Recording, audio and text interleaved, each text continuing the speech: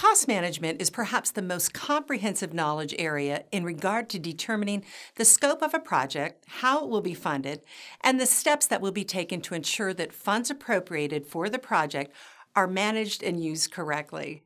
Essential to every good plan are the thoughts and processes that will enable the plan to proceed. Let's think about everyday activities and how cost factors into those activities play out. Oftentimes, especially around holiday periods, travel and entertainment expenses tend to increase. If not planned properly, you could end up spending more than you anticipate. A more practical approach is to plan a vacation at least a year ahead of schedule. The amount of lead time can be an influential factor. Not only does it give you better chances to reserve your preferred travel dates, but also the cost may be lower. These types of decisions can influence the type of vacation you intend, if any vacation at all. Vacations are just one example where cost factors into planning process and impact deliverables. Cost management drives project deliverables in line with project constraints. For example, if project costs are limited, a project manager may have to scale back on subject matter experts. If the cost of quality is higher than expected, the project manager needs to realign project deliverables to ensure the level of quality delivers against requirements. If a project were to take longer than anticipated, the cost associated with retaining resources may increase and create a variance in the project budget. Cost associated with raw materials can also play a role in determining how the project's product will be developed. This course will provide an in-depth of the processes associated with cost management.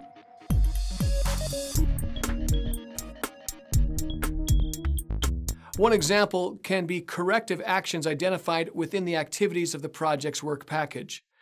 Corrective action can be taken to address unplanned events or an anomaly discovered within the work package that may impact project constraints as the work package is developed. Corrective action may incorporate steps to adjust or remediate activities to bring the work package back on track with project deliverables. It may also incorporate decisions to discontinue work on a work package, thereby removing the activity from the overall scope of the project. Or the project manager may choose to acquire an alternative product based upon the alternative's ability to meet the overall project requirements and other project constraints. Determine changes to the project schedule.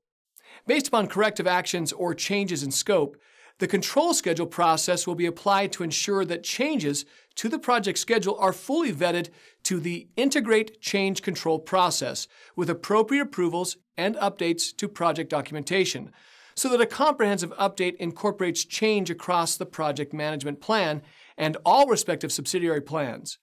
The benefit of determining changes to the project schedule permits the project team to oversee change activities to ensure that the impact of the change does not create an undue risk to the project. In some instances, the project manager may elect not to incorporate the change into a project simply because the timing of the change would have a negative impact on the overall project deliverable. In this type of example, the project manager would recommend a subsequent project to be initiated upon completion of the existing project that will take the de-scoped activities and incorporate them into the newly created product.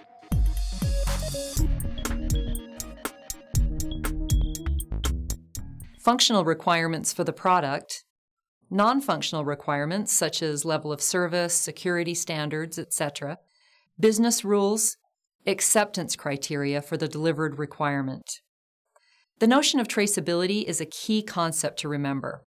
Ultimately, requirements will need to be traced back to the original stated business needs for the project and forward to the successful testing and demonstration of their delivery. While onerous at times to complete, a deliverable like a requirements traceability matrix can be very effective in tracking requirements and the expectations of stakeholders. To start with, requirements documentation describes how each requirement impacts the project. Requirements always initiate at a very high level. They contribute to progressive elaboration and decomposition activities, which break down the high-level requirement and make it more specific. Progressive elaboration and decomposition help determine the project's work packages. And in order to baseline requirements, they need to pass the criteria for measurement and testing. Part of developing a work package is aligning an audit trail to it. The audit trail provides details pertaining to work package consistency and completeness that is acceptable to the stakeholders. Typically, requirements documentation is provided in the form of a template that the project manager and team can drive through with a consistency of approach.